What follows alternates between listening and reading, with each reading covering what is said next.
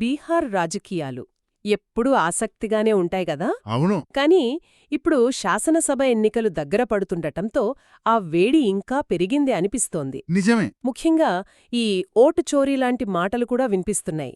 దీంతో దేశం మొత్తం బీహార్ వైపు చూస్తోంది. ఈరోజు మనం బీహార్ రాజకీయాలు, ముస్లింల ఓటు హక్కు, ప్రాతినిధ్యం అనే ఒక విశ్లేషణ ఆధారంగా కొంచెం లోతుగా మాట్లాడుకుందాం. మంచి అంశం. ఈ విశ్లేషణలో అంటే బీహార్లోని ముస్లిం సమాజం ఓట్లు ఎలా ఉన్నాయి, వారి రాజకీయ ప్రాతినిధ్యమేంటి, ముఖ్యంగా ఈ ఎన్నికల నేపథ్యంలో పరిస్థితి ఎలా ఉంది అని అర్థం చేసుకుందాం. సరేనా? తప్పకుండా. ఇది చాలా కీలకమైన విషయం కూడా. ఎందుకంటే బీహార్ జనాభాలో ముస్లింల సంఖ్య తక్కువేం కాదు, గణనీయంగా ఉంది. అవును. వాళ్ల ఓట్లు ఎన్నికల ఫలితాలను ప్రభావితం చేయగలవు. కాని అసలు ప్రశ్నేంటంటే, ఆ బలానికి తగ్గట్టు వాళ్లకు రాజకీయ ప్రాతినిధ్యం ఉందా అది చూడాలి. కరెక్ట్. సరే, ముందుగా ఆ సంఖ్యల దగ్గరికే వద్దాం. బీహార్ జనాభా దాదాపు 14 కోట్ల వరకు ఉంటుందంటున్నారు. అవును, సుమారుగా అంతే. మరి ఇందులో ముస్లిం జనాభా వాటా దాదాపు 17.7% అంటున్నారు. అవును, 17.7%. ఇది చిన్న సంఖ్య కాదు, అస్సలు కాదు. ఇంకో విషయమేంటంటే, ఈ 17.7%లో కూడా దాదాపు 70% మంది ఉత్తర బీహార్లోనే ఉన్నారు. ఓహో, అంటే ఒక ప్రాంతంలో కేంద్రీకృతమై ఉన్నారన్నమాట. చాలా వరకు. అంటే రాష్ట్రంలో మొత్తం మీద ఒక 87 శాసనసభ నియోజకవర్గాల్లో ముస్లిం జనాభా 20% కన్నా ఎక్కువ. ఇటీవల సీమాంచల్ ప్రాంతం ఉంది కదా, కతిహార్, పుర్నియా, అరారియా జిల్లాలు, అక్కడైతే ఏకంగా 40% వరకు పెరిగిందంటున్నారు. 40%? అవును. ఇక కిషన్గంజ్ జిల్లా తీసుకుంటే అక్కడైతే 68%తో వాళ్లదే మెజారిటీ. అబ్బా, 68% అంటే దాదాపు 2/3. అవును. దీన్ని బట్టి అర్థం చేసుకోవచ్చు ఎన్నికల్లో వాళ్ల ప్రాముఖ్యత ఎంతుందో. ఇక్కడే విషయం ఆసక్తికరంగా మారుతోంది. మీరు చెప్పినట్టు 17.7% జనాభా, దాదాపు 90 నియోజకవర్గాల్లో ప్రభావం చూపే శక్తి ఉన్న రాజకీయాల్లో వాళ్ల ప్రాతినిధ్యం చూస్తే అది అందుకు తగ్గట్టుగా లేదని ఈ విశ్లేషణ చెబుతోంది. అవును, అదే అసలు సమస్య. 1952 నుంచి 2020 వరకు, అంటే దాదాపు 70 ఏళ్లలో 17 సార్లు ఎన్నికలు జరిగితే కేవలం 390 మంది ముస్లింలు ఎమ్మెల్యేలుగా ఎన్నికయ్యారట. 390 మందా మొత్తం మీద? అంతే. అంటే మొత్తం ఎన్నికైన ఎమ్మెల్యేలలో వాళ్ల వాటా కేవలం 7.8%. అంటే వాళ్ల జనాభా దామాషాలో సగం కన్నా తక్కువ అనమాట. సరిగ్గా. ఆ వ్యత్యాసం చాలా పెద్దది. అవును. చారిత్రకంగా చూస్తే 1985లో ఒక్కసారి మాత్రం, అప్పుడు బీహార్ ఉమ్మడిగా ఉండేది కదా, 324 సీట్లుండేవి. అవునవును. అప్పుడు 34 మంది ముస్లిం నాయకులు ఎన్నికయ్యారు. అదో రికార్డు. ఓ, వాళ్ల ప్రాతినిధ్యం 10% దాటింది కూడా అప్పుడే. కాని అదొక్కసారే. ఆ తర్వాత మళ్లీ ఆ స్థాయికి రాలేదు. మళ్లీ పడిపోయిందా? పడిపోయింది. ఉదాహరణకు 2020 ఎన్నికలు చూడండి. ఇప్పుడు 243 సీట్లు కదా, అందులో కేవలం 19 మంది ముస్లిం ఎమ్మెల్యేలే గెలిచారు. ఈ ఉప ముఖ్యమంత్రి లాంటివి. ఆ పరిస్థితి ఇంకా నిరాశాజనకంగా ఉంది. బీహార్ చరిత్ర మొత్తం మీద ఒక్కరి ముస్లిం ముఖ్యమంత్రి అయ్యారు, అబ్దుల్ గఫూర్ గారు. ఎప్పుడు? అది 1970లలో. ఆయన కూడా 2 ఏళ్లు పూర్తి చేయలేదు. అంతేనా? ఆ తర్వాత ఎవరూ లేరా? లేరు. కనీసం ఉప ముఖ్యమంత్రి పదవి కూడా ఇప్పటిదాకా ఏ ముస్లిం నాయకుడికి రాలేదు. నమ్మశక్యంగా లేదు. ఇక మంత్రి పదవులు. తొలి ఎన్నికల నుంచి ఇప్పటిదాకా చూసుకున్నా కేవలం 4-5గురికి మాత్రమే చెప్పుకోదగ్గ మంత్రి పదవులు దక్కాయి. గులాం సర్వర్ గారు స్పీకర్గా చేశారు, జబీర్ హుసేన్ గారు శాసన మండలి చైర్మన్గా చేశారు. కాని ఇవి చాలా అరుదైన సందర్భాలు. అంటే సంఖ్యాబలం ఉన్నా అధికారంలో సరైన వాటా దక్కడం లేదనేది స్పష్టంగా కనిపిస్తోంది. అవును, అదే వాస్తవం. మరి దీనికి కారణమేమై ఉంటుంది? ఈ విశ్లేషణలో సూచిస్తున్నట్టు రాజకీయ పార్టీలు వీరిని కేవలం ఒక ఓటు బ్యాంకుగానే చూస్తున్నాయా? అది ఒక ముఖ్యమైన కోణం. గెలుపోటములను నిర్దేశించగలరు కాబట్టి ఎన్నికల ముందు ప్రాధాన్యత ఇస్తారు, కాని గెలిచాక అధికారంలో భాగస్వామ్యం ఇవ్వరు. ఇలా జరుగుతోందా? ఏమంటారు? అలా అనిపిస్తుంది.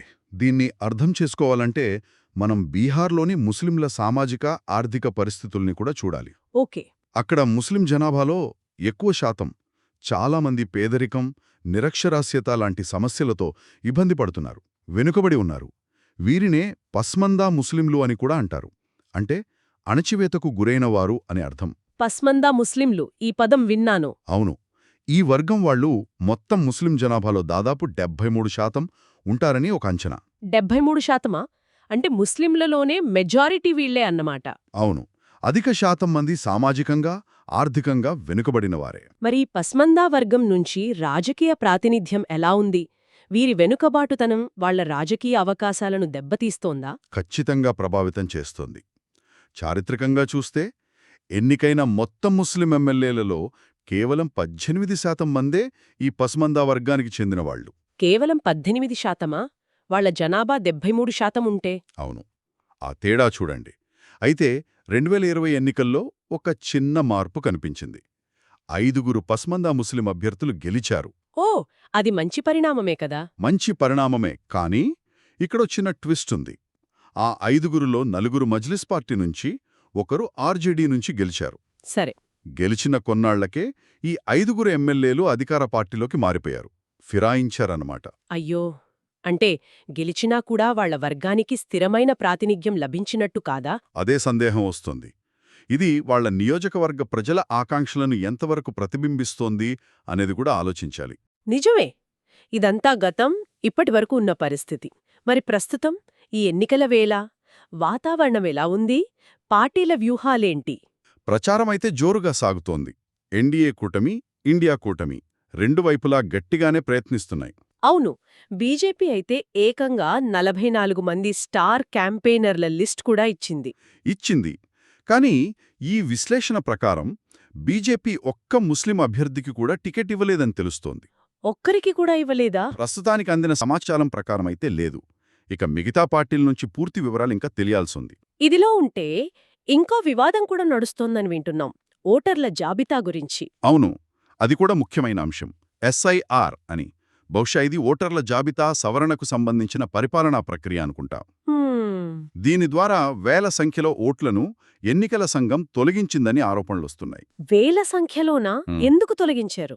దానికి సరైన కారణాలు తెలియవు, కానీ ఈ విశ్లేషణలో కొన్ని వార్తాపత్రిక కథనాలను ఉటంకిస్తూ తొలగించిన ఓట్లలో ఎక్కువ శాతం ముస్లింలు, మహిళలవే ఉన్నాయని చెబుతున్నారు. ఓహో, ఇది అనుమానాలకు తావిచ్చే విషయమే. అవును, ఇక్కడ గమనించాల్సిందేంటంటే ఇది పరిపాలనాపరమైన చర్య అయినప్పటికీ దీని చుట్టూ రాజకీయ కథనాలు అల్లుకుపోతున్నాయి.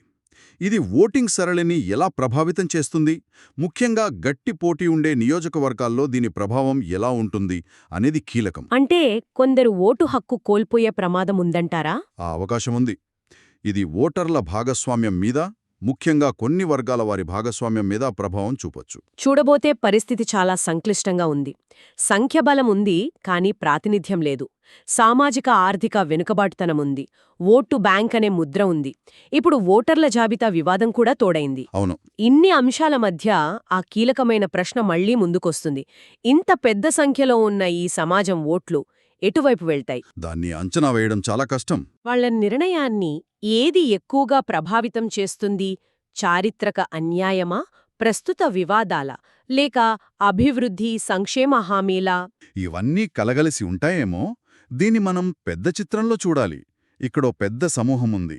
వాళ్లకు కొన్ని ప్రాంతాల్లో ఎన్నికల ఫలితాలను మార్చే శక్తి ఉంది. కరెక్ట్. కాని వాళ్లకు చారిత్రకంగా సరైన రాజకీయ ప్రాతినిధ్యం దక్కలేదు. వాళ్లు కొన్ని ప్రత్యేకమైన సామాజిక ఆర్థిక సవాళ్లను ఎదుర్కొంటున్నారు. ఇప్పుడు ఓటర్ల జాబితా, పార్టీల వ్యూహాలు, ఇలాంటి వివాదాల మధ్య ఎన్నికలను ఎదుర్కొంటున్నారు. ఈ పరిస్థితుల్లో వాళ్ల ఓటింగ్ సరళి ఎలా ఉంటుందో చెప్పడం కష్టం. సరే, ఈ చర్చను ముగించే ముందు మన శ్రోతల కోసం ఒక ఆలోచనను వదిలివెళ్దాం. తప్పకుండా. ఇప్పటివరకు మనం చూసిన చారిత్రక ధోరణులు, ప్రస్తుత రాజకీయ వాతావరణం, ఆ సామాజిక ఆర్థిక పరిస్థితులు, ఇవన్నీ చూశాక బీహార్లోని ముస్లిం సమాజానికి కేవలం ఎన్నికల్లో ఓట్లు వేసి గెలిపించే శక్తిగా ఉండటం కాకుండా నిజమైన రాజకీయ సాధికారత ఎలా వస్తుంది? మంచి ప్రశ్న. అంటే వాస్తవాధికారంలో భాగస్వామ్యం ఎలా దక్కుతుంది? వాళ్ల జనాభా నిష్పత్తికి తగినట్టుగా అసెంబ్లీలో, ప్రభుత్వంలో వాళ్లకు ప్రాతినిధ్యం రావాలంటే ఎలాంటి మార్పులు జరగాలి? అది వ్యవస్థాగత మార్పుల ద్వారా వస్తుందా, లేక రాజకీయ పార్టీల వ్యూహాలు మారాలా, లేక ఆ సమాజంలోనే రాజకీయ చైతన్యం ఇంకా పెరగాలా? ఇవన్నీ ఆలోచించాల్సిన విషయాలే. అవును, దీని గురించి ఆలోచించాల్సిన అవసరముంది. సరే, బీహార్ రాజకీయాలు, అక్కడి ముస్లిం సమాజం పాత్ర, వారి ప్రాతినిధ్యంపై అందుబాటులో ఉన్న విశ్లేషణ ఆధారంగా మనం చేసిన ఈ పరిశీలన ఇంతటితో ముగిద్దాం. అలాగే